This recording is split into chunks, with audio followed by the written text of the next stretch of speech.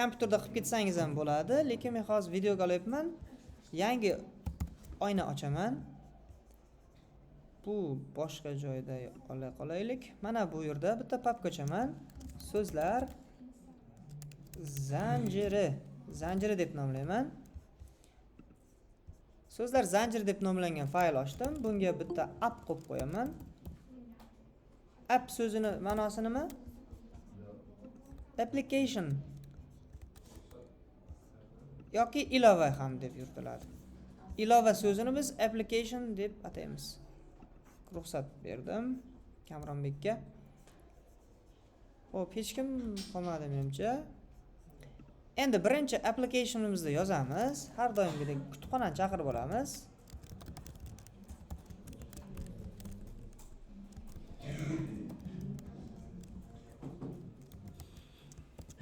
Xo'p. So'zlar zanjirini hosil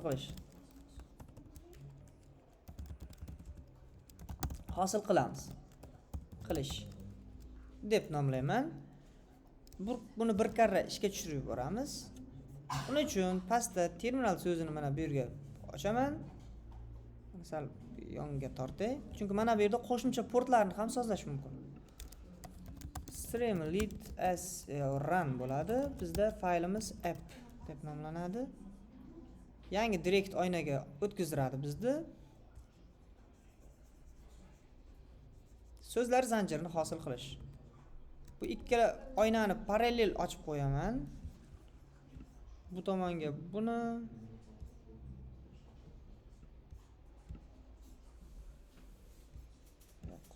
men o'ylagan narsa pastroqqa. Mana bu keyingi bu VS kodimizni bo'lsa sal pastroqqa joylashtirishim kerak. Bu tomonga albatta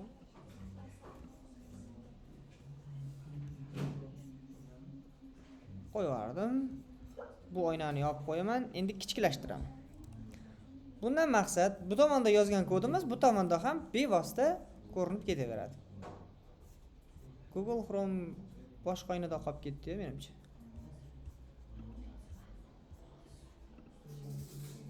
Xo'p. Endi bizga bitta narsa kerak bo'ladi. Mana shu Google Chrome'da GraphVizdan qanaqa qilib foydalanish haqida ma'lumot keltirilgan. Mana shunaqangi GraphVizni qanaqa qilib ishlatish mumkin? Shunchaki import GraphViz deb yoziladi. Endi bu borada sizlar bilan graph mavzusiga ozgina to'xtalib o'tamiz. Sizlar bilan biz esingizda bo'lsa, graph mavzusini tushuntirishdan oldin hashtable'ni ko'rganmiz. Hashtable bu nima edi? Ma'lumotlarni bittada topib beradigan qulay struktura. Bu yerda ham ikki xil holatda ishlatish mumkinligini taklif etyapti. Bizga ham graph edge deb nomlanadi. Keling, birinchi bo'lib GraphVizni olamiz. Bevosita birgalikda tuzamiz. Mana bu yerga kutubxonani chaqiramiz. GraphVizning vazifasi graf ko'rinishdagi tuzilmalarni bizga ishlatib berishda yordam beradi. Xo'p, endi mana bu qismlarni keling biz hozircha o'zimiz uchun nusxab turamiz. Biz so'zlar zanjiriga ishlatamiz keyin. Xo'sh, GraphViz moduli topilmadi debdi. Chunki bu haqiqatan bu modul yo'q. Uni o'rnatishimiz kerak. Qanaqa qilib o'rnatamiz?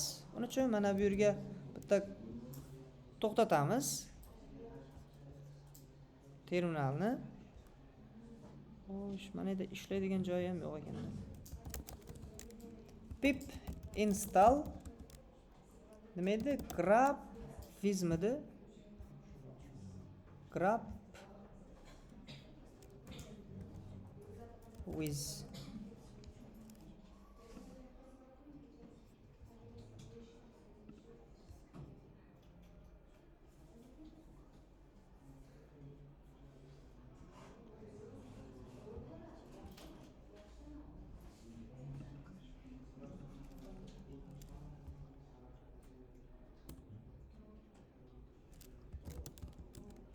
Xo'p.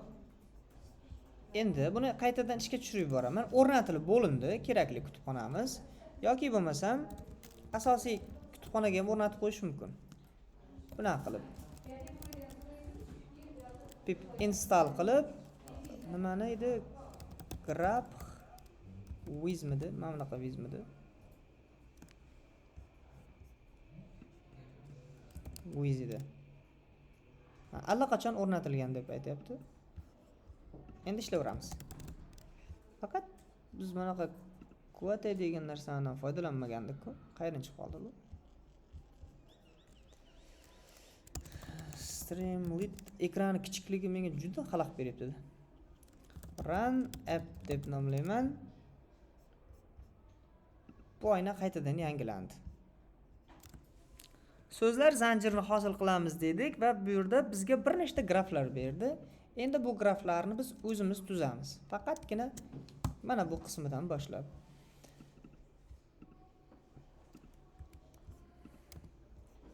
Run in bo'ldi. Yasha degan so'zni olamiz. Yasha so'zining o'zaklariga ajratib chiqamiz. Yasha moq. Yana qaytadan buni xuddi shu holatni bitta pastga olaman. Gan. Yasha moq so'zi bor-ku. Moq damiz.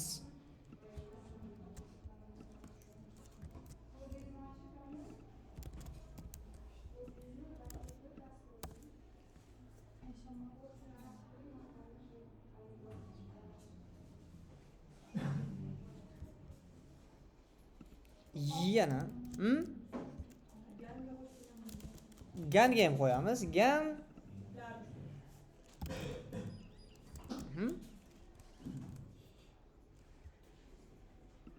qarang, endi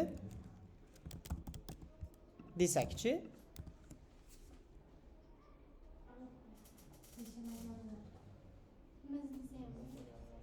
uni uchun nima qilish kerak edi, bilasizmi? Yashama so'zini qo'yish kerak edi. To'g'rimi? Yana qaytadan yozaman. Mana qaytadan yozaylik.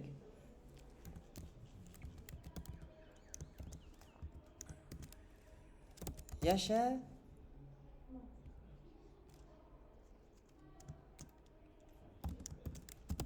ma so'zini qo'yishimiz kerak edi. Mana yashamaganlar, yashaganlar, yashamoqdasiz, yashamoqdamisiz,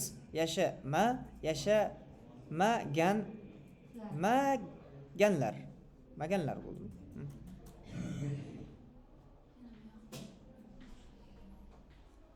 O'zi aslida mana shuni hosil qilishimizning o'zi ham bitta nima bo'ldi? Bugungi mavzumizni bir debochasi desam bo'ladi. Aslida so'zlar zanjirini mana shunday tarzda hosil qilamiz. Keling, endi buni kattaroq, chiroyliroq formatga qanaqa qilib o'tkazish mumkin? Har safargidek mana bu kodni bitta nusxalayman-da, sizlarga ham tashab qo'yaman. Sizlarga ham bemalol ishlatishlaringiz mumkin bo'ladi. Bor yo'g'i 15 qatorli kodimiz shuncha qisqa vaqtda shu ma'lumotni berdi.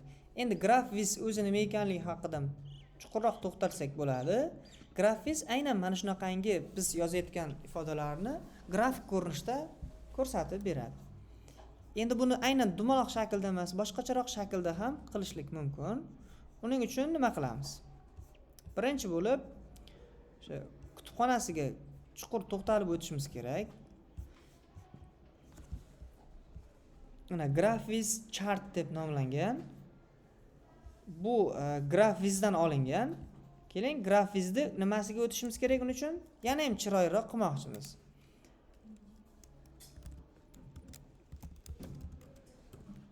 GraphVizni dokumentatsiyasi bor, mana.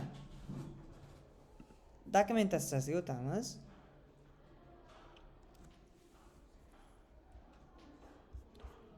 Bu yerda ma'lumot berilgan bo'lishi kerak. Etish haqida, graf atributlari haqida, backgroundlari haqida juda chuqur narsa aytib yo'q. Bizga soddaroq GUID kerak. Mana bu ham bo'ladi.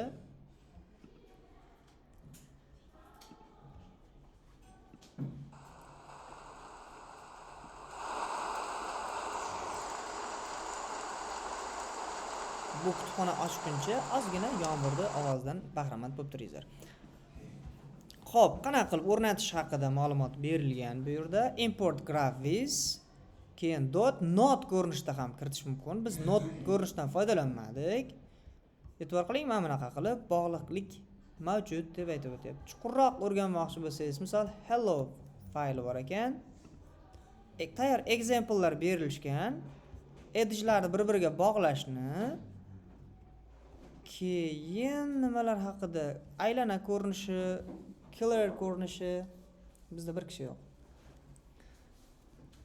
Double shape degan narsasi bor. O'shani boshda qo'shishimiz kerak ekan, chunki bu yog'i note edge bo'lib ketgan. Ko'rayotgan bo'lsangiz, mana bu qismlari bizga notanish hozircha. Yoki mana bu yerda ham biz o'shani qo'shamiz mana bu yerga. Chunki biz shunchaki st title qo'ydik, bunga aloqasi yo'q. Graph vizda ichida diagraph degan so'zni qo'lladik-ku, lekin mana shu yerdamidi. Oynadan oynaga sakrash sal g'alati bo'lyapti, qiyinroq. Grafda ichida mana bunaqa so'zni yozmadik hech birida. Hatto bunda ham mana diagrafda ichida mana bu so'zni yozib qo'ysak bo'ladi. Mana buni ham olaman. Keyin buni boshidan qo'yib qo'ysak yaxshi bo'lardi. Atributlarini, nodlarini aylana ko'rinishda dedik. Circle yana o'zgartirsak bo'lar ekan. Dastavval mana buni olaylik. Tugunlarimiz 0384 ekan. Atributini olamiz. Mana bu yerdan.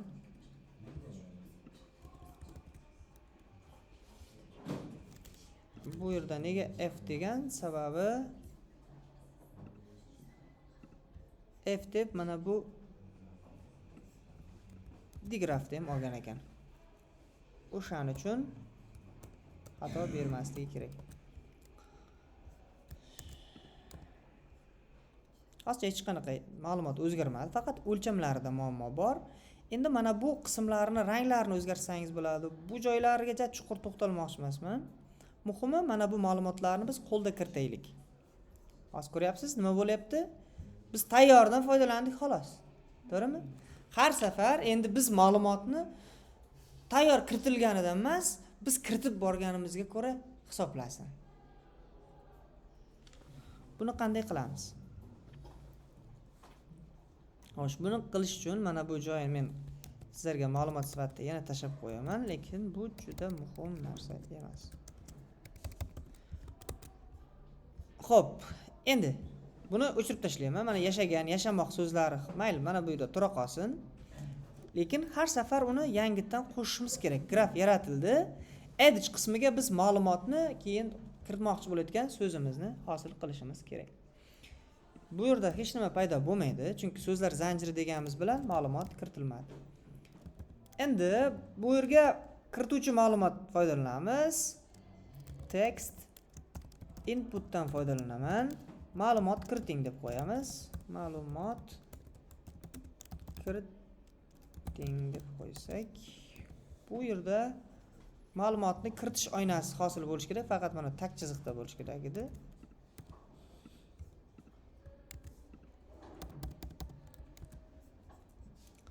Local hostimiz mana ma'lumot kiriting bo'ldi. Salom degan so'z bor, lekin bizga bu ma'lumot mana buni ichiga kirish kerak, to'g'rimi? Ikkita ma'lumot kiritishimiz kerak.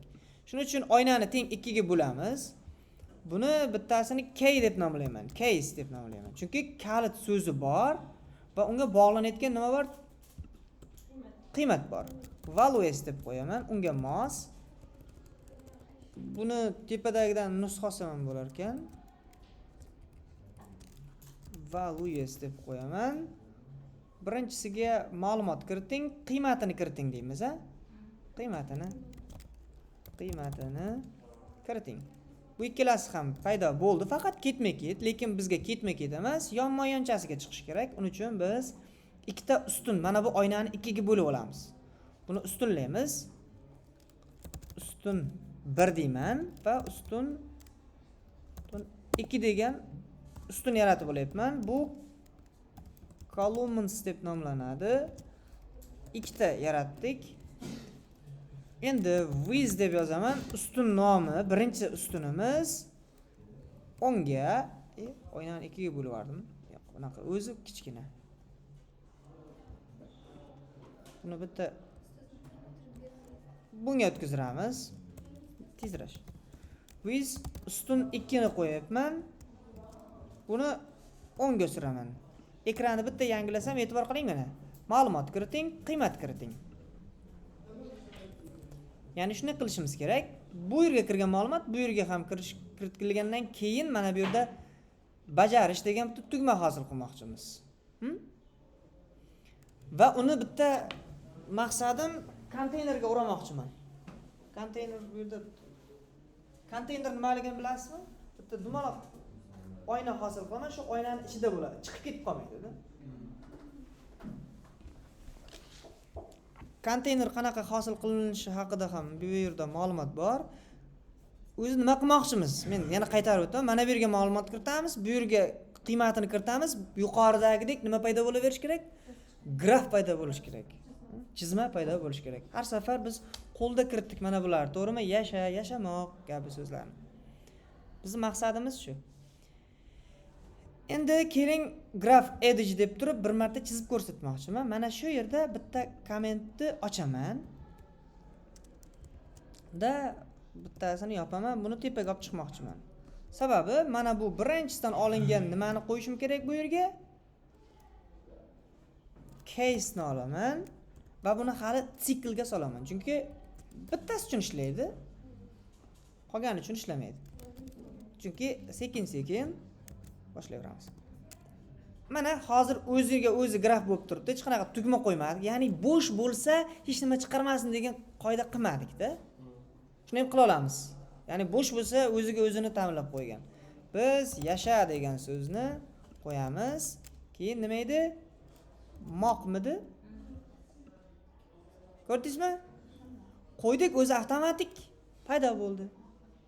Lekin biz hali nechta qilishimizni ham aytmadik. Nechta mana shunaqa qatlam kerak. Keling, mana shu yerga kelganda bir kodni kattalashtiramanda, bir ko'z yugurtib chiqing, nima ish qilyapmiz. Bir to'xtalib o'tamiz. Kutubxonani chaqirdim, Streamlit'da foydalanyapmiz. Mana bu GraphViz deb nomlangan, xuddi shunaqangi bizga zanjirli bog'lanishni hosil qilib berayotgan kutubxona. U kutubxona haqida to'liq tanishaman desangiz, boya kutubxonani nimasi ham turibdi. GraphVizda dokumentatsiyasi bor. Sizga ham tavsiyam har qanday ma'lumotni dokumentatsiya bilan o'rganing, chunki original ma'lumot o'sha yerda bo'ladi. Men qilayotgan hozir video darsda ham qaysidir joylarni tashab ketilgan. Chunki to'liqroq ma'lumot berish uchun bir para kamlik qilmaydi-da. To'liq kutubxonaning ichiga kirib har bir detalini qo'yib ko'rish uchun ko'p vaqt talab etiladi. Odam zerikarli ham bo'lib ketadi. Xo'p, keyin bunga nima qo'ydik? Titel qo'ydik. Sarlavha matni, so'zlar zanjirini hosil qilish dedik. Bu matni uchun kerak. Buni qo'shimcha qo'yganmiz. Buni olib tashlasangiz ham hech qanaqa qizig'i yo'q. Boya tashab qo'ydim. Bu graf degan bitta o'zgaruvchi olyapman. GraphVizdan nima obyektga o'xshab ketyapti. Obyekt olyapmiz. Keyin ikkita ustun oldik. Ustun nima uchun kerak? Qatorlarga bo'lib olyapmiz. Kiritish alohida, qilish alohida oynada hosil bo'lyapti. Endi har safar mana qilib oynani sakratmaslik uchun 2 ga bo'lib qo'ygan edim. Aslida mana bunday qo'ysak ham bo'laveradi. Yashamoq, yashak, yashas, shunaqa har xil so'z nima yozsak yozilaveradi. Faqat 2 dona graf paydo bo'ladi. Agar o'chsa o'chib ketib qoladi. Keyingi tomonli ma'lumotlar hosil qilish uchun mana bu yerda bitta nima qo'yaylik? Chap tomondan nechta son kiritmoqsiz, nechta so'z kiritmoqsiz degan bitta so'rov qilaylik. Nechta? Demak, yon tomondan oyna kerak bizga. Yon tomondan hosil qiluvchi oynani nomini quyidagicha nomlaymiz.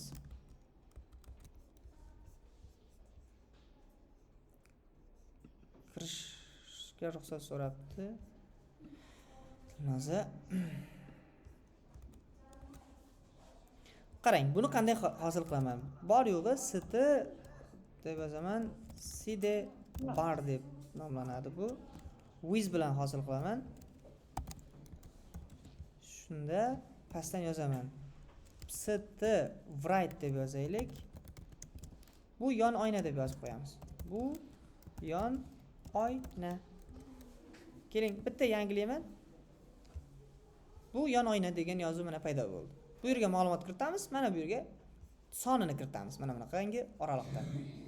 Keyin konteynerga olamiz dedim. Konteyner qilganimiz yo'q hali.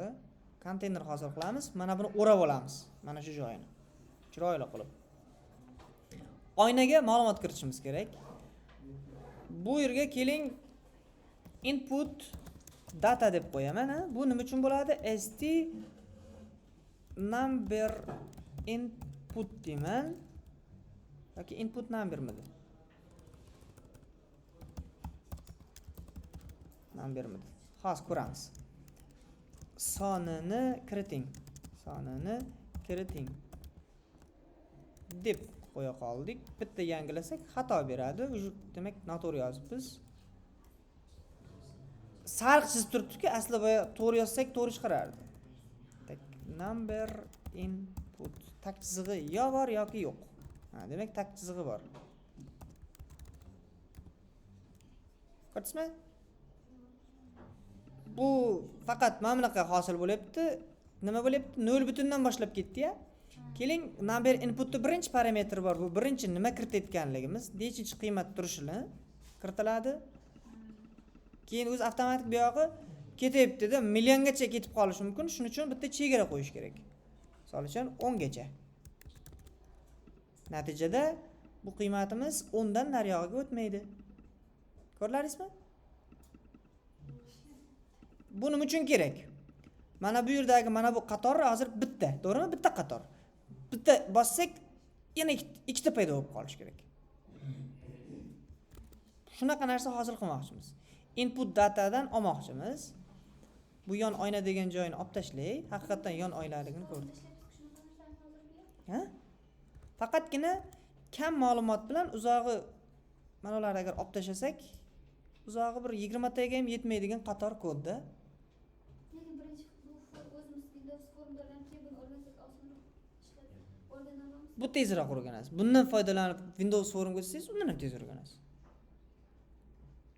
Ya'ni Windows forumda hosil qilganida deploy qilish uchun hozir deploy qilishni ham ko'rsataman. Ya'ni web serverga qo'yish ancha osonda, tez bo'ladi. Forumda ishlatamiz-ku, unda maydaroq ishlanadi-ku, lekin u qanday ishlanayotganini biz bilamiz-ku uni. Orqasida ishlatgan. Shunda bu qisqaroq kodlar bilan tayyor narsalardan foydalanamiz. Shunda birinchi uni o'rganib, keyin buni o'rgansak, Farq yo'q. Yaxshiroq bo'ladi. Men endi bu kursda gapingiz bo'ldim. Ikkinchi kursda sizlar C# yaxshi biladi deb o'tilyapti, tushunyapsizmi? C# endi boshlovchilar uchun degani emas o'zi aslida bu. Shuning uchun C# da emas, bunda ko'rsatdim, chunki kimdir o'zi C# da hali o'rganishda muammosi bo'layotgan bo'lsa, u muammoni kurs bilan yetaklab yurish kerak emas-da. o'zi shu paytgacha sizning dasturlash ikkinchi kursda biz o'tyapmiz, Birinchi marta o'tyapsizlar. Shu paytgacha ikkinchi kurs paytida o'tilmagan. Shuning uchun yengilroq qilishga harakat qildim. Ya'ni tezroq, soddaroq o'rganib olishga mos qismni qidirdim-da. To'g'ri, o'rganib qo'yasizlar. Yo'q, gap hozir biz so'zlar zanjirini hosil qilishda. Bu yerda ketayotgan jarayonni qayrini tushunmayapsiz, nima bo'layotganligini. Kutubxona chaqirdik. Siz C# da ham, istalgan tilda ham kutubxona chaqirish imkoniyati bor. Shuning uchun yo'q, tushundim. Sizlar 0 dan ko'rsatyapman-ku shuning uchun. Sizga Python 0 dan ko'rsatish emas, asosiy nima jarayon bo'layotganligini tushuntirish menga qiziqroq. Nima jarayon bo'layotganligini. Biz o'zimiz ham tuzib ko'raylik desangiz, bajona tuzib ko'rsangiz bo'ladi. Bevosita.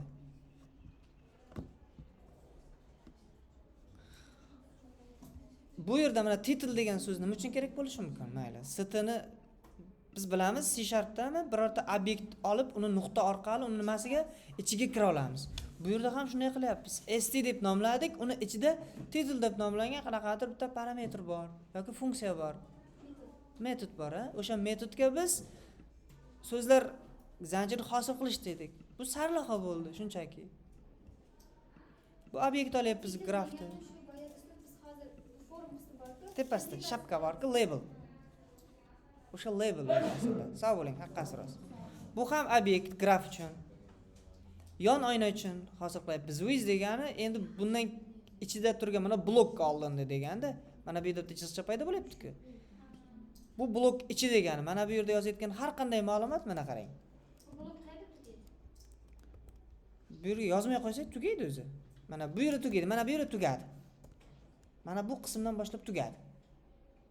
Qachonki mana ichida bo'ladi, ana unda davom etayotgan bo'ladi aslida. Buni ichida yozmadikmi, tamom, to'xtagan bo'ladi, o'sha yerda to'xtadi. Ustun 1, ustun 2 degan ikkita o'zgaruvchi bu. Biz o'zgaruvchilarni ketma-ket virgul bilan e'lon qilamiz-ku. Keyin ularga bitta tip e'lon qilib qo'yardik. Esingizda bormi?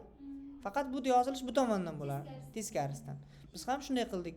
Ustun 1, ustun 2 degan o'zgaruvchi hosil qildik. Bu oynani bo'lib berish uchun kerak.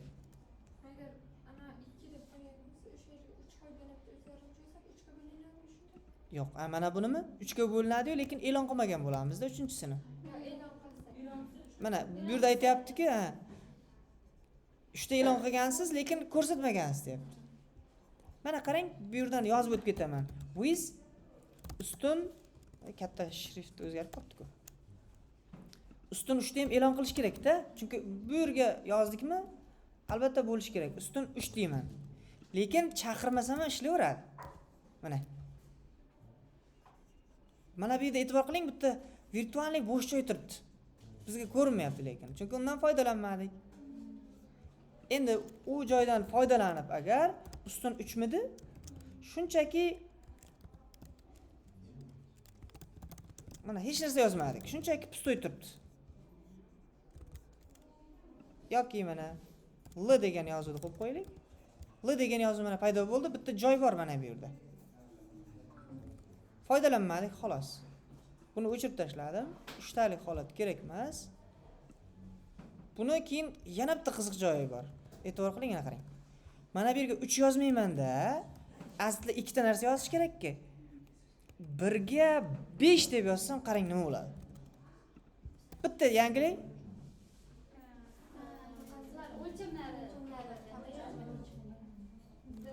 Mana bu yerga misol salom lashish deb yozsam. Tasavvur qiling, siz qiymatni uzunroq kiritmoqchisizda. Yoki aksi, ma'lumotni kichkina, bunisi ikkalasi. Agar buni boyagidek ikki holatligicha qoldirganimda teng bo'lardi. Hozir siz mana shu qo'shimchaga nimasi bor-ku? Qaysini? Ikkinchi joyga yozgan. So'rab bering, ha? Nima qildik-ku? Xuddi boya grafik qildik, 2 ga bo'linib, o'shani qanday qilamiz? Hozir 2 ga bo'lishdi deyapsiz, qaysini? Masalan, birinchisi asosiysi, masalan, salom, salomlar, salomlashish deb chiqish kerak. Uni mana yerdan hosil qildik mana. Graf edish dedik-a. Graf edishni birinchisiga mana tugun kiritiladi. Bosh ildiz kiritiladi, undan keyin qiymat.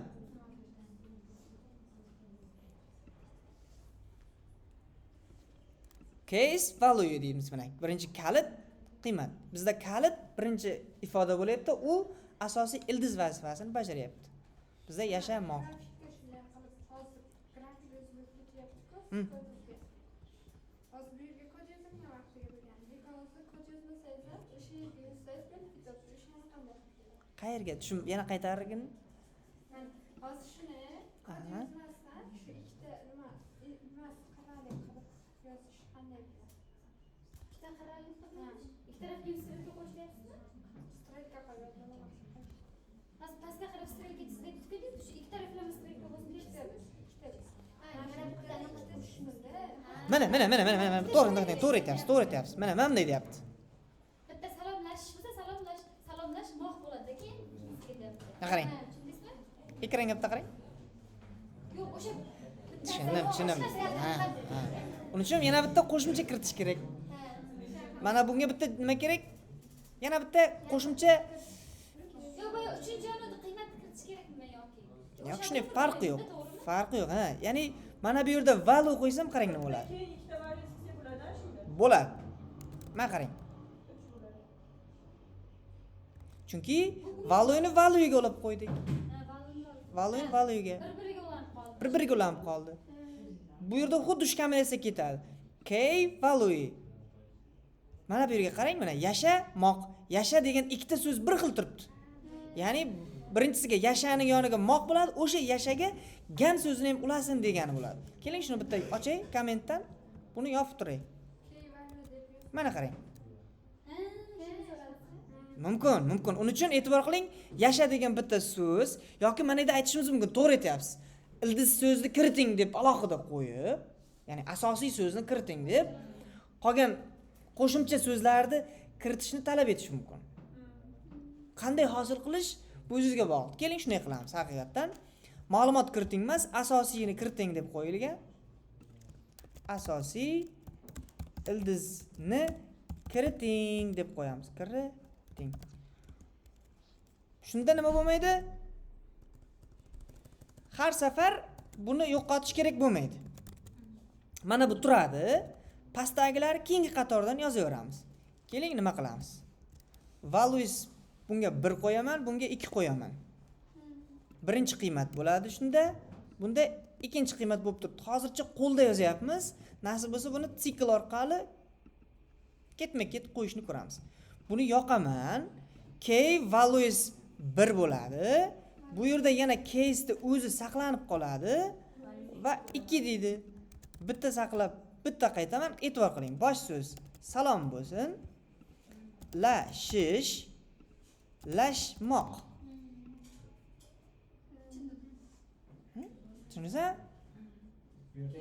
Sonida olsaga bo'ladimi? Yashang, endi sonini nechta kiritishni sikl qilamiz. Mana bu yerda bitta dedik-ku, mana buni e'tibor qiling, o'sha ildizga nechta biriktirishini ko'rsatmayapti. Misol uchun hozir ikkita turibdi mana bu. Birinchi qiymatni kiriting deb aytdi. Agar mana biz yana bitta plus qo'yganimiz hozir 3 turibdi-ku, 3 ta mana bunaqangi kiritish oynasi hosil bo'lishi kerak. Tushundingizmi? O'shani joyiga sikl kerak. Hozir biz ikkitaligini qo'lda kiritdik, mana yerga text input value dedik-ku. Shu joyga nima ishlatamiz? Bitta sikl ishlatamiz. Siklning soni nimaga bog'liq? Mana bunga bog'liq. Sonni qo'shingizda shunda o'zi chiqib ketaveradi. Yashang, to'g'ri aytasiz. O'shanday kiritamiz. Keyin xuddi yozgan vaqtimizga mana uchta chiqadi. Shunday. Xuddi shu ishni hozir qilamiz birgalikda. Bu uchun yuqorida bu kirituvchi ma'lumotni input data deb oldik-a, nechta son kiritishini. O'sha o'zgarishini olib kelishimiz kerak. Bu yerga siklni soni qilib. Keling, dastavval bunday qilamiz. Sikl ishlatmoqchimiz. For in range qilamiz. Oraliqda, qaysi oraliqda? 1 dan boshlab kiritaylik-a. Chunki yoki qo'ymasak 0 bo'ladi. Chunki mana bu yerda 1 qo'yganmiz, 0 emas. Shuning uchun 1 deb yozaman. Chunki 1 dan boshlandi. Chunki mana bu bittada turibdi-ku. Aslida 0, to'g'ri aytyapsiz. Aslida 0 bo'ladi u. Lekin men bu yerda mana bu qatorimiz 1 dan boshlangan, to'g'rimi? Yoki mana 0 qilsak teginmayman. Ikki xil holat bor. Mana buni 1 qo'yganligim uchun buni ham 1 qo'yaman. Bitta ziyod sanamaslik uchun-da. Endi qachon tugash kerak? Buning uzunligigacha bo'lsin. Mana bu input datani kiritib qo'yaman. Input data deyman. Plus 1 deyman. Chunki buni 1 deydimmi, bitta o'shangacha bo'lganini olish kerak. Va bu range-ni keling bittasi uchun olaman. Buni o'chirib tashlayman. Va mana bu yerga bitta f qo'yaman-da. Inchini kiriting degan-ku. Biz mana shu yerga bitta i qo'yamiz. I plus 1 desak bo'ladimi yoki o'zi ham bo'ladi? Inchi qiymatni kiriting. Bu values 1 bo'ladi. Keyin buni ham mana bu sikl ichiga kiritib yuborishimiz kerak. Chunki har safar graf 1 case 1 bo'ldi, value 2, value 3 bo'lish kerak. Shu holatligicha hozir bitta ishlatib ko'ramiz. Chunki bitta kiritsa bitta maydon hosil qilishini ko'raylik, qolgan joyini keyin ko'ramiz. Bo'lyapti? Keling, bu borada men bitta narsa xatoligimiz bor. Hali o'sha xatolik demaymiz. Endi e'tibor qiling, 10 ta qilsak oynaga sig'may ketib qolyapti, mana. Ana shuni oldin olamiz. Chunki oyna bilan yopib qo'yamiz. Kerak bo'lgan odam o'zi ko'tarib oladi, bo'lmasa qimirlab ketyapti. Mana grafikimiz pastga tushib ketib qolyapti. Grafik qimirlamay turish kerak. Grafikni tepasida turaversin. Kerak odam ma'lumotni bu yoqda qo'shimcha qilib kiritaversin. Shu ishni qilmoqchimiz. Buni qanday amalga oshirishni ko'rsatib o'taman. Shu dahshatli tushunarsiz bo'lib ketayotgan yo'q. qilyaptimi men xuddi bir o'zimga o'zim ertaga aytgandek bo'lmay sal ha deb turing, noto'g'ri bunisi to'g'ri deb turing. Noto'g'ri deb ham turing orada. Noto'g'ri desa shu joyga ko'proq to'xtalamiz. Endi nega Pythonda ko'rsatyapsiz degan savol ham bo'ladi, to'g'ri. Nega Pythonda ko'rsatyapman? Pythonda bilganim uchun demang, C# ham bilaman. Tezroq ishlaydi Ha, tezroq ko'rsatish. Avvalda bo'ladi. Ha, qisqa, tezroqmi? Tez natija ko'rasiz, tushunyapsizmi? Yillab kutmaysiz natijani. Sijetlar postalarga o'tirib nimalar. Har birini parametrga bir nimalarga sakrash kerak. O'shani qilmaslik uchun shunaqa deyapman. Xo'p, boshladik. Davom etamiz. Endi mana buni bitta zo'r funksiyasi bor, expander deydi. Ya'ni yig'ib qo'yish degan bir kichkina bir ifodasi bor. Ya'ni yig'ib qo'yish deydi. Men shundan foydalanmoqchiman. Uni qayerga qo'llayman? Sikl ichida mana qarang. With st expander deb yozaman. Da mana bu to'liq ma'lumotni o'shaning ichiga kiritib yuboraman va mana bu yerga bitta so'z yozaman. Ma'lumotlar bu yerda deb nima qo'yishim kerak endi? Pastga degan so'z bor a. Buni biz nima deymiz? Down deb nomlaymiz a. Down deb nomlaymiz.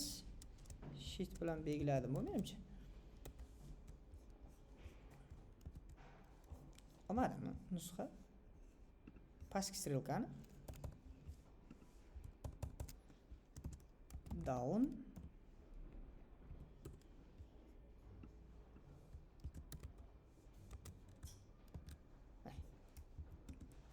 Endi bitta oynani ko'rsataman. Qanaqa bo'ldi? Nima bo'ldi?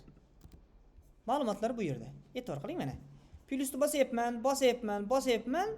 10 ta bo'ldi. Lekin graf joyida turibdi. Shunday ma'lumotni bossam, nima bo'lib turibdi mana? Ma'lumotlar kirish bu yerda bo'lib turibdi. Xohlasangiz buni ham bu yoqqa o'tkazib yuboramiz. Mana bu qismda. Haqiqatan. Yaxshi. Buning uchun nima qilamiz? Bas blok tugagandi-ku dedik-ku. O'sha yoqqa chiqarib qo'yamiz.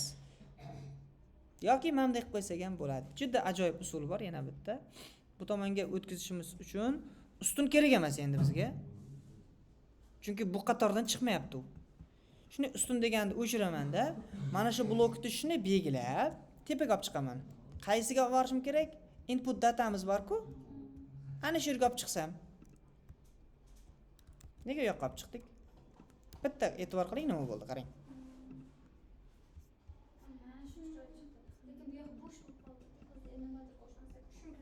Birga 5 minut qoldi, shuni o'chirsak. Ha, mana bumi? Ha, bu temada mana bu o'zgartirishimiz turibdi-ku, 1 ga 5 turibdi. Buni o'chirsak ham ekranda ustida qoladi. o'zi bitta qo'ysak shartmi? Ustun bir kerak emas-ku endi. Agar yana bo'laman desangiz, buni o'chirib tashlang, to'liq olib tashlang, nima kerak? Bitta yangilasak mana. Salom. Bu yerda asosiy ildiz bu yerga yoziladi, qo'shimchalar bu yoqqa. Bunimi? Ha. Shunday surilib ketadi, o'rtaga qarab kattalashib ketaveradi. Tak, endi nima qilishimiz kerak? Bu yerda tushunib oldik, nechta desak, shuncha o'zgaruvchi bera olar ekan. Gan degan so'zni yozsak, misol uchun nima qarang? Salomlashish, shish bo'lish kerak edi, gan ikkita chizish kerak edi. Buning uchun mana buni sikl ichiga kiritishimiz kerak, bilasizmi? Faqat kiritayotganda ham qanday kiritamiz? Tepaga ko'taraman. Sikl ichiga kiritmasak bu ishlamaydi. Bu mana asosiy blok ichida turibdi, ha. Sikl bilan yonmagan, mana siklning ichiga kirdi. Lekin bitta joyi bor. Bizda mana bu case deganda nima bor edi? Ildizni kiriting degan so'zni tepaga chiqarishimiz kerak. Chunki ildiz tepadan kirish kerak. Ha, shuni tepaga chiqarib qo'yaman. Tepaga mana bu yerda tursin.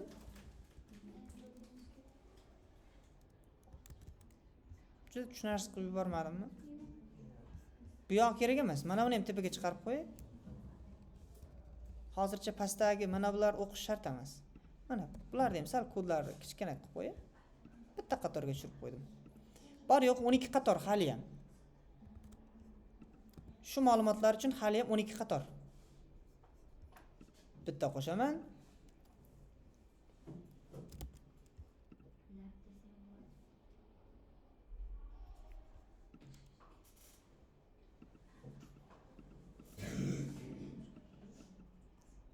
Chunki bu yog'i pistoy-ku, bo'sh narsani ulayapti-da, tushunyapsizmi? Bitta bo'sh narsani ulayapti, ikkita bo'sh narsani ulayapti. Bo'sh ulayapti-ku, keyin yozib ketyapsiz, o'zi ajratib ko'radi. O'shani ko'rdi haqiqatdan. Endi masalan salom, Lashda ishga alohida pastda qo'shimcha Aha, yaxshi fikr. Chunki hozir biz bitta ildiz ajratdik-ku, yana qo'shimcha ildiz degan narsa qo'shishimiz kerak. Bu ham sikl qilamiz. har biriga chiqqaniga To'ppa-to'g'ri. Uni ham boyada ichma-ich sikl qilib ketaveramiz-da. Endi chuqurlashtirish bu o'zimizga bog'liq bo'lib ketyapti-da. Faqatgina mana bu yerda yana so'rashimiz kerak. Qo'shimcha ildiz kiritasizmi degan. Tushunyapsizmi? Yoki uni qo'shimcha ildiz ekanligini belgilashimiz kerak. Shu narsa qoldi xolos. Xo'p, davom etamiz. Mana bu yerda tugma yo'q. E'tibor qiling, mana bu yerda qo'shyapmiz-u, rasmda chiz degan so'zni mana buni yozib bo'lgandan keyin tugatgandan keyin bo'sh joyga bosganimizdan keyin paydo bo'lyapti. Mana bu yerga bitta tugma kerak. Qachonki shu tugmani bosgandan keyin chizsin, ya'ni bo'sh bo'lib turganda, mana qarang, bo'sh bo'lib turganda, deylik, shuni nolga ham keltira olishimiz kerak ekanda, ha? Bo'sh qilib tashlash kerak. Uni noldan boshlasak, O'sha joyiga bitta qaraylik. Mana uni olib tashay. Range xatoli ham bo'lishi mumkindir balki. Mana bu 0 qilishim kerak, to'g'rimi? Mana buni 0 qilishim kerak. Shunda, lekin baribir 0-qiymatni kiriting deb turibdimi? Nega? Ha, bir ustoz bitta qo'shimcha qo'shmasa bo'lmay kerak. Qo'shimcha qo'shish uchun ishlating. Mana. Bitta o'qish kerak. Siz hammasi yig'ib olamiz.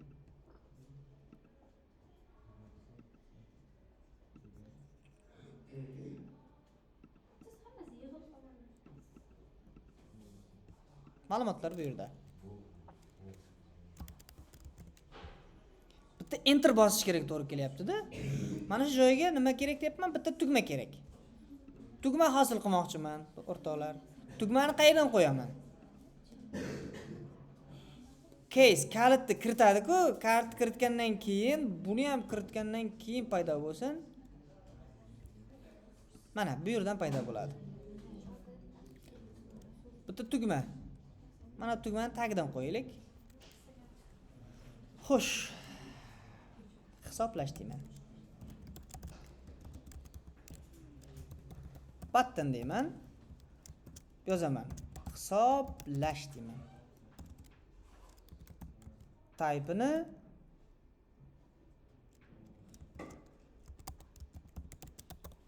secondary deb qo'yaylikchi. Bitta ko'raman. Hisoblash. Mana. Faqat hisoblashni pastga tushirish kerak edi. Mana bu yerga.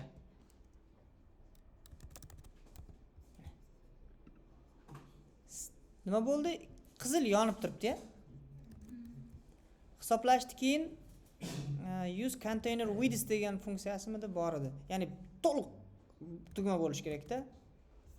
Baquvvat tugma deydimi, nima deydi shunaqa. Chromedan ko'rib olaman, shu joyini GraphViz kerak emas endi menga. Mana bu yerda tugma bor.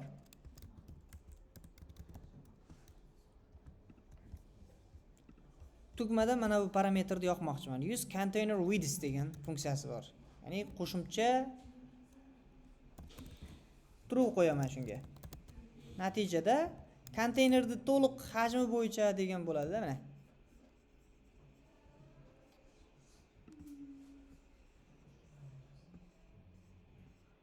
Tushundingizmi? Endi bu tugmani bossak hech narsa o'zgarmayapti. Chunki bu tugmaga biz hech narsani bog'laganimizcha yo'q. Qachonki biz aytsak bo'ladi. Mana bit yozamiz. If hisoblash deymizda, mana buni o'ngga surib qo'yaman. Lekin degan joyi bor. Hozir grafimiz hisoblashni bossak bu tomondan chizilib qolyapti. Sababi bu maydonlarning hammasi sidebar deganda ichida edi, to'g'rimi? Mana blokning ichida turgani uchun hozir hisoblashni ham ichiga kiritib yuboradi. Obbo, endi nima qilamiz? Bu yerda ham yechim bor o'zi aslida. Endi bunday qilamiz. Xuddi shunday holat bo'lganligi uchun sidebarni o'chiraman, sidebarni o'chiraman. Faqat bitta ish qilaman. Sitdan keyin sidebar nuqta qo'yaman. Qaytarib qo'yaman. Bu maydon menga sidebarda kerak. Qaysi maydon ham kerak? Sidebar, bu ham kerak. Buni ham qaytardim. Endi qolgan mana bu ma'lumot bizga bu tomonda yetarli. Endi hisoblash degan tugmamiz ham bu tomonda, to'g'rimi? Sidebar deyman. Mana bu endi bizga u tomonda kerak emas. Uning uchun shunchaki bo'sh qoldirdim buni. Bitta e'tibor qiling. Hisoblashni bossam, yana qaytib keldi. Nima qildim? Ana shu yerda qaytarib o'taman. Bu tomonda yoziladigan, yon oynada yozilayotganlarni alohida qilib chiqdim. Uning uchun sidebar degan so'zdan mana sidebardan keyin yana nuqta qo'yib expander turibdi. Qaysi tomonni biz bu tomonga yozmoqchi bo'lsak, shu tomonga nuqta sidebar qo'ydim. Biz mana GraphViz'ni o'ng tomonda hosil qilmoqchi edik, shuning uchun sidebar degan so'zni yozmadim. U chunki nari tarafini Bilinib turibdi-da. Ikkita oyna hosil qildik. Moq so'zlarini mana bosganimizdan keyin paydo bo'ladi. To bosmagunimizcha hech narsa paydo bo'lmaydi. Xo'p, davom etamiz. Endi qo'shimcha ildiz degan joyiga mana bu yerga qo'yamiz. Bitta zo'r narsa ko'rsataman yana. Qo'shimcha ildiz kiritmoqchimisiz degan bitta so'rovcha so'rasini. Uni qanday hosil qilishni ko'rsataman. Bizga bitta zo'r mana bunaqa belgicha kerak. Yoki suradigan belgicha kerak. Olasangiz mana activate ishlataylik toggledan. Mana bunday surib qo'yamiz.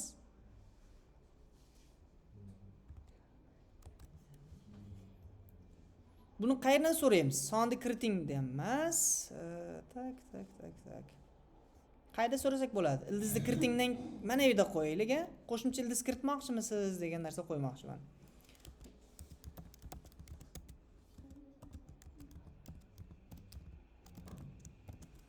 Mana bunday savolni beramiz. Qo'shimcha ildiz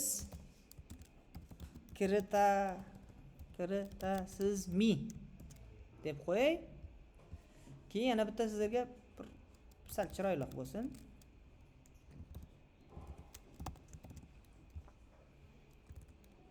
Ya'ni mana bunaqa ish bo'ldi.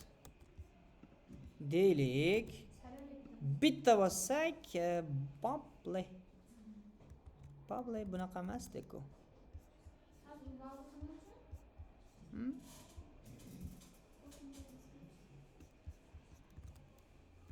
Bitta narsasi bor edi, shuni ko'rsatmoqchi edim.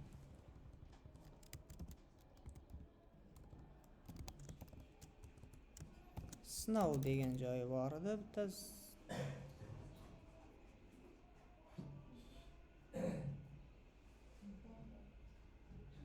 Tushundingiz-a? Har bitta jarayonni muvaffaqiyatli amalga oshirilganligini qor yog'dirish uchun. Pufakchasi ham bor-da, shuni pufakchalar o'chadi. Qo'shimcha ildizdan foydalansizmi dedik, yo'q bo'lib qoldi bu grafimiz. Sababi hisoblash tugmasi bosilmaguncha bu ishga tushmaydi. Kiritasizmi degan so'zni bossak, keling, mana buni bossak, pastdan bitta kiritish oynasi ochilib qolsin. Mana aktiv qo'shimcha ildiz kiritasizmi desak, ha? Ha. Ikki so'zini noto'g'ri yozdim-da, shart. Pufakchani nimadir deb berdi. Chunki uni chaqirmaslikni atay shunday qildim, yoddan yozish uchun. Asli shunaqa yordam berardi, mana sariq turibdi-ku. Sariq bo'lgan chaqirmagan hali. Qo'lda rushnoy topib qidiryapman-da, chunki realniy jarayonda shunday bo'ladi-da. Siz ham yordam bersa birdan yozib ketib qolasiz. Xuddi bloknotga yozgandayda. Ha, men bloknotda yozgandek bo'lyapti-da hozir. Просто vizual mana VS Code shunchaki ko'rsatishga oyna bo'lyapti xolos. Endi qarang, activated bosilgan bo'lsa, mana bunday yozsak bo'ladi qarang. If activated desam, nima bo'ladi? Ya'ni uni true false ga tekshiradi. Bitib yozaman. Dastavval ishlatganligini tekshirmoqchiman-da shu tugma borligini. Siz belgiladingiz deylik. Ngiz deb va shu xuddi shu so'z deylik. Ha.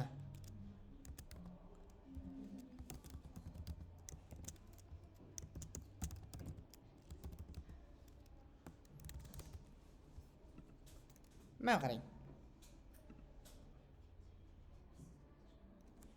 Bunda xatolar ham bor-ku. Warning, error. Men ata yozdim shunaqa qilib. Shuning uchun nima yozdim? Ata yozdim shuni. Xullas, demak biz buni nima qila olamiz? Rostlay olamiz ekan. Nima qilamiz? Xo'p, birinchi bo'lib mana buni activated qilsak, endi turga bo'lamiz, uni katta sohani bo'lib yuboramiz. Chunki activatedning ichida belgilagandan keyin bitta qo'shimcha oyna ochilishi kerak. Kiritish oynasi. Bitib yozamiz. Sub root deb yozaman. Bu sub degani qo'shimcha degani, sub degani yordamchi ildiz degan ma'noda. Bunga nima qilish kerak?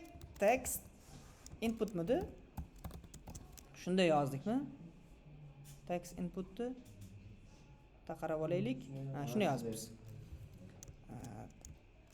Qo'shimcha ildiz nomi deb yozaylik. Ildiz nomini kiriting. Placeholder ham yozish mumkin edi. Sub root bo'ldi. Keling bitta sinab ko'ramiz. Mana. Ko'ryapsizmi? Mana bu yerga nimadir yozsak bo'ladi endi. Qo'shimcha kiritasizmi desa, kechiring degan so'z chiqmasin, else ni olib tashlamoqchiman yoki bunday holat bo'lmasa, mana bu pastdagi hamma ma'lumotlar bor-ku. Uni keyin chiqaradigan qo'ysak bo'ladi. Yoki hisoblash, u o'zingizga havola. Teginmasangiz ham o'zi aslida bu yog'i nima? Teginmasangiz ham o'zi else bo'lib turibdi. Aslida else bo'lib turibdi. Kechiring degan so'z chiqmaydi faqat. Mana shunday holatda hisoblasangiz, bu ishlab ketaveradi. Biz anchayin yaxshilab oldik-a? Hali ham lekin kodimiz endi 19 qator bo'lib qoldi. Bor yo'q 7 qator qo'shibmiz. Ha, mana buni ham olib tashlasak bo'lardi. 18 ta. Mana uni ham o'zi shart emasdi. Qiziqish uchun qo'ydim, faqat shu muvaffaqiyatli bo'lganini bildirish uchun. Xo'p, ana endi savol sizga. Mana bu qo'shimcha ildizni kiritdik mana. Salom lash degan so'zni qo'yisdiga, lekin hech narsa paydo bo'lmayapti. Ha, salomlashdan keyin hisoblashni bossak, nima bo'lsin? Lash deganni qayerga qo'yaylik? Ha. Mana salom lash bosilgandan keyin yana bitta shunday tugmacha bosilib o'tish kerak-da, unga moq qo'shsak bo'ladi. Lash moq, ha?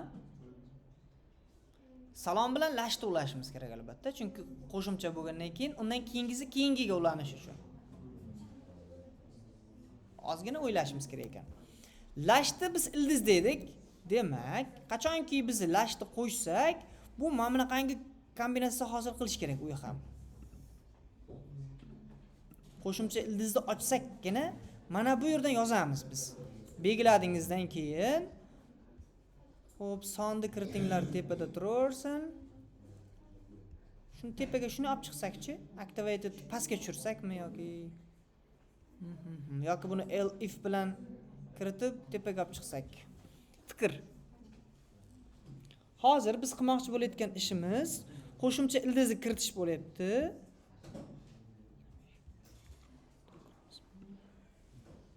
Siz belgiladingiz degan so'z ham bizga kerak emas endi. Qo'shimcha ildizni kiritgandan keyin o'sha ildizga yoniga qo'shilib ketish kerak. Mana bu so'zlar. expanderlar emas. Shuni bitta nusxalab olib turib qo'ysammikan? Bo'lsa, yoki deb qo'ysam bo'ladimi? Bir dunyo kulgish. Kim jo'natdi? Hisoblashni qo'ysakda yoki deb qo'ysak. Xo'p, do'stlar, nima qilamiz? Fikr. Ildizni olib tashlasak ham hisoblayapti, qo'shsak ham hisoblayapti. Mana buni hisobga olmayapti. To'g'rimi? Ifdan keyin mana shuni qo'shsak, misol lash desak, hisoblashni bossak, endi u lashdan keyin moqni qo'shish kerak. Lash degan bitta nima bo'lish kerak? Moq so'zini o'rniga shu so'zni qo'shish kerak. Ya'ni aytmoqchimanki, ildizimiz turibdimi? Ildiz tepada turganmi ish qilib? Bitta qarang. Mana bu yerga subgraf chizayotganda ildiz mana case ildiz-ku. Mana bunday qilamiz. Keling. Bu yerdan ham yozamiz. Graf. Hozircha hech qanaqanisiz. Chunki siklga keyin kiritamiz uni. Case turadi, to'g'rimi? Case'ni yoniga o'sha sub rootni qo'shib qo'yamiz. Ana endi e'tibor qiling. Salomlash, chunki bu yoqda ham lash bor ekanda. Buni bittaga tushiraylik. Moq so'zini qo'yaman. Nima bo'ldi? Bizda hozircha natija bor, chunki buni olib tashlasak, chunki biz qo'shimcha ildiz kiritasizmi degan savolga yo'q dedik-da. Endi qo'shimcha ildiz kiritasizmi ham nechta kiritishi ham bor-da.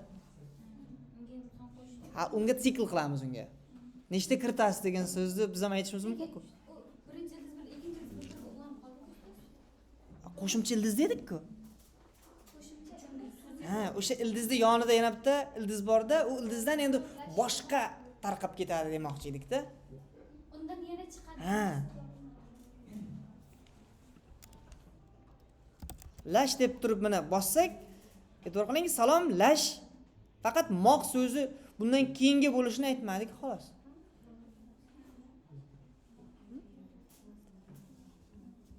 Lekin qiziq jarayon bor. Mana bu yerga yozganimiz buning tagidan yozilish kerakmi? Yo'q. O'zi alohida bunga qo'shilib ketish kerakmi? Hozir bu yerda yozayotgan qiymatimiz birinchi salomga qarab o'chirmizku. Uning uchun yana alohida olib ketishimiz kerak. Ikkita o'zakni bir-biriga bog'lab. Undan bor. Hozir ikkita o'zak bir-biriga bog'lanmasligi kerak-ku. Ha, alohida demoqchisiz-da. Qo'shimchaga bog'lanishi kerak, to'g'rimi? Masalan, salom, bu yoq salom, ikkinchi o'zagingizga xayr desangiz, salom, lash moq. Mana bunday demoqchisiz-da, mana. Boshqa bitta bu deyapti, mana qo'shimcha ildiz degani bu boshqa, unga aloqasi yo'q, bitta ildiz bo'lishi ham mumkin. Gandi qayerdan olyapsiz? Gandi men o'zimcha shunchaki yozib qo'ydim, chunki hali bu uni ulashgan joyi yo'q. Lashgan. O'zi qo'shimcha ildiz deganda nima tushunasiz? Savol. Undan tarqab, undan ajralgan boshqa bitta ajraluvchi qism. Unga yana qo'shimcha qo'shish mumkin. Mumkinligin bo'lgan ildizda u. O'sha narsani nazarda tutyapmiz. Bu borada shuni boyagi joyida qaytaramiz. Ya'ni mana bunday turgani ma'qul.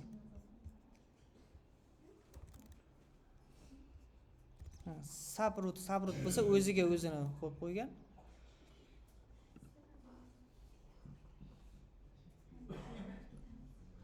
Endi sabrutni kiritgandan keyin buning uchun ham qo'shimcha oyna ochilish kerak. Mana bu yerda tushunasizmi?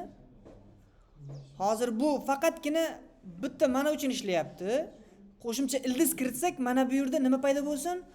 Qo'shimcha ildiz uchun nechta son kiritishini. Tushunyapsizmi? Qo'shimcha ildiz uchun nechta yana joy berishligi keyin chiqish kerak. Mana shunda yana bitta chiqishi kerak. Ha. Qachonki o'sha narsani bosgandan keyin. Buni qanday qilamiz? Sonni kiriting degan ifodani bitta nusxa olamiz. Mana bundan bitta nusxa olishimiz kerak. Buni tepaga olib chiqamiz. To'g'rimi? Input data sub deb yozaman. Bitta bosaman, lekin bu yerda nima bo'ldi? Ha, kalit bir xil nom bo'lib qoldi-da. Mana sonni kiriting emas, bitib aytamiz. Qo'shimcha ildiz uchun deymizmi? Shunaqa deb so'z yozishimiz kerak-da. Chunki ichida matnlar bir xil bo'lib qoldi-ku. Kalit yozing deyapti. Ana alohida unique ID bo'lishi kerak. Qo'shimcha ildizlar uchun son yozing bo'lib qoldi. Ay, mayli tushtirib qolsin. Mana qarang. Activated ni olib tashlasam, yo'q bu qiymati. Activated qo'shsa mana qo'shimcha ildizlar uchun sonni kiriting. Bu tepada bo'lib qolgan, chunki tepadan yozdik. Buni mana bunday qilsak, lekin nima bo'lmayapti? Ma'lumotlar bu yerda qo'shilmayapti. Buning uchun biz nima qilmadik? Hali ma'lumot hech qanaqa ma'lumot qo'shmadik. Va u e'tibor qilsangiz 0 dan boshlanyapti. Uni ham birdan boshlab qo'yish kerak-ku, to'g'ri? Qo'shimcha qo'shamiz degan, baribir bitta o'qib turish kerak degan. Shunday. Salom so'ziga lash degan so'zni qo'shib turibmiz. Mana kelib turibdi. Ildizga ham bitta moq so'zini qo'shib hisoblashni bossak, moqda hozircha hech nima yo'q. Davom etamiz. Mana bu yerga endi nima kerak? Xuddi shuning sonicha. Misol uchun ildizlar soni nechta deb kirsak, bu yerda nima qilgandik? Sikl ishlatgan edik. Xohlasangiz uni ichida ishlatsangiz bo'ladi, e'lon qilib, mana bunaqa qilib. Voy. Xo'p, nima qilamiz do'stlar? Sub ekanligini bildik. If'da ichida graf bo'ldi. Xo'p, nima qilamiz? Sikl ishlatamiz. Oraliqimiz har doimgidek teginmadik 0 dan boshlanadi. Hamda bu qachongacha davom etadi? Mana bu input subgacha. Plus 1 dedik boya. O'shani o'zigacha nima qilamiz? Mana bu ma'lumotni olish kerak. Aynan mana bunaqangi valuelarni endi ichiga kiritib yuboramiz, bitta ko'taramiz. Chunki bittasi uchun chizgan edik. Endi ko'pi uchun mana buni chizamiz. Chunki sub rootimiz bor, mana bu kerak. Mana bunaqangi kirituvchi oyna hosil qilish kerak. Deylik, mana bundan bitta nusxa olib, tepaga olib chiqamiz.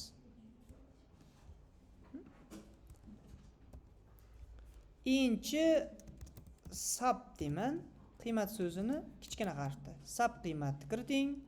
Keyin mana bu uchun values 1 emas. Buni oldidan chiqarib qo'yaylik. Sub degan so'zni yozyapman. Sub values bo'ladi. Endi bir karra ko'ramiz nima bo'ladi. Xo'p. Salomlashmoq. Hammasi alohida bo'lish kerak edi, chunki mana bular grafimiz bittada turibdi.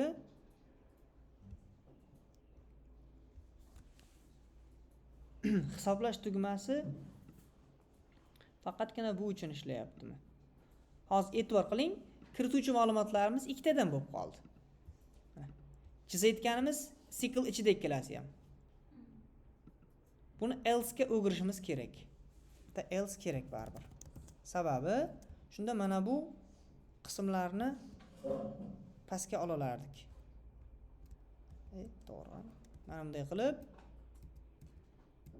qachon bosiladi? Qachonki tepadan olamiz. Mana bunaqa. Buni tepaga chiqarib yuborsam yoki pastga tushirib yuboraman. Aytmoqchimanki, mana bu else qismini pastga tushirib yuborsak bo'ladi. Lekin u tepada tanimay qoladi, to'g'rimi? Tepaga chiqarib qo'yamiz. Hisoblash soni doim turadi. Bu uchun mana bunaqa bo'lib turibdi hozircha. Ma'lumotimiz moq so'zi. Ildizni kiritganimizda xatolik bo'lyapti. Hisoblash not defined deb aytayapti. Sababi hisoblashimiz qayerda qolib ketdi? Funksiyadan tashqarida. Chunki qayerdadir if ichida hisoblash qoldirdikmi? Mana qolib ketibdi-da shu. Bu else ichida turibdi. Shuning uchun olmayapti. Bitta chiqaramiz bu yoqqa. Tak hisoblash bo'lgandan keyin birdaniga mana bunday qilib olsak ham bo'ladi.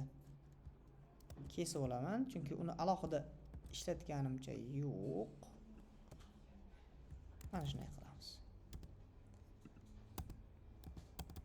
Hisoblash not defined da saqlay.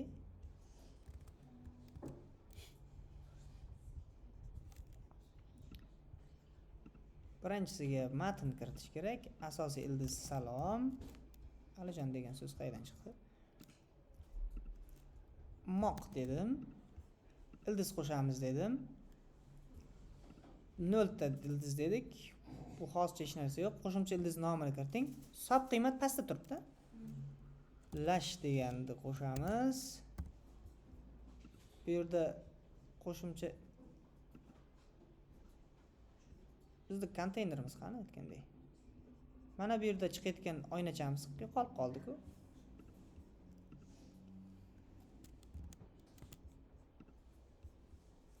Salom lash moq bo'lish kerak edi. Bularni bir nastroykasini ko'rishimiz kerak ekanda. Qaysi bilan ketyapti? Mana bu yerdagi boyagidek yoyilib ketayotgan ma'lumotimiz yo'qolib qoldi. Konteyner ichida. Mana shu qismini bitta tashlayman sizlarga. Bitta ko'rib olish uchun. Chunki ko'p narsa tashamay qo'ydik. 3. Xo'p, endi bitta ish qilmoqchiman. Aynan mana shu qismni bitta deploy qilib ko'rsatmoqchiman. Internetga chiqarib. Keling, qanaqa qilib internetga chiqaramiz? Sizlar ham ko'ra olishlaringiz mumkin. Birdaniga birinchi bo'lib anaqa qilamiz. Bu ma'lumotni olamiz. Bitta GitHub repozitoriy yaratamiz. Keling, buni birdan GitHubga yuklashni ham ko'rsataman. Uning uchun sizlarda albatta GitHub akkauntlaringiz bo'lishi kerak. GitHub akkaunt bo'lsa, new ni bosasiz. Qarang, qanday qilinadi? New deyman. Juda oddiy. Biz so'z zanjiri deymiz. Zanjiri. So'z zanjiri deyman. Create bosaman. Bo'ldi. Ana endi manadan so'raydi mendan, upload qilasizmi fayl deydi. Ha, upload qilaman. Nimani? Hozir biz yaratgan faylimiz bor. Bu faylimizning nomini nima deb nomladik? Mana buni ichida app fayli bor. Uni yuklayman. Faqat yana bitta narsani yuklashim kerak edi. Chunki bu yerda e'tibor qiling, GraphViz deb nomlangan narsa yo'q. GraphViz degan kutubxonani tanimaydi bu. Shuning uchun requirement degan fayl ochaman. Buni ichiga nima edi? GraphVizmidi. Wiz deb nomlangan bitta faylni saqlayman va buni ham yuklayman. Ikkalasini ham yukladim. Change deb bosaman. So'z zanjiri, soz zanjiri bo'pti. Bu repozitoriyni nusxaladim.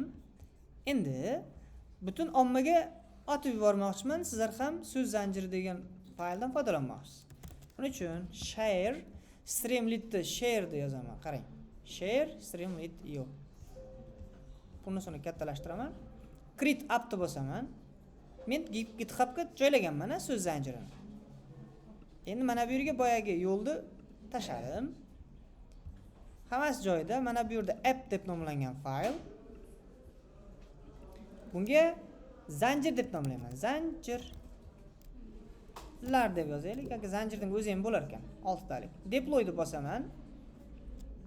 Ozgina kutasiz.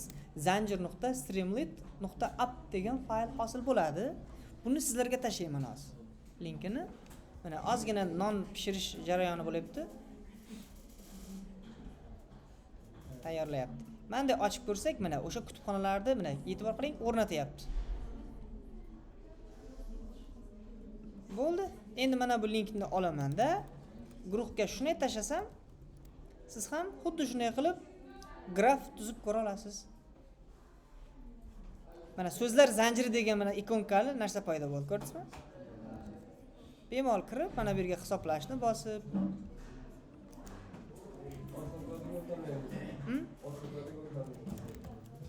GitHub kodiga o'ta olasiz.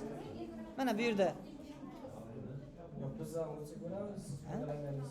Siz ham foydalanasiz, chunki ochiq qilib qo'yganman. Mana bemalol kirib ko'rsangiz bo'ladi. O'sha GitHub repozitoriyni ham tashlayman, hozir qilgan ishimizni. Buni ham tashladim. Keyin boyagi share deb nomlanadi. Bu variantini ham tashlab qo'yaman.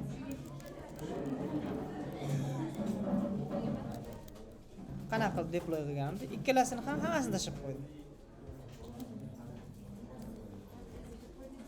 So'zlar zanjiri, misol salom dedik. Mana salomlash, qo'shimcha kiritish, moq, hisoblash. Faqat bitta element kiritish kerak. Buni bittada yozyapti. Dir deb bosamiz. Moqdir. Tepada ulaydigan joylari bor, ozgina.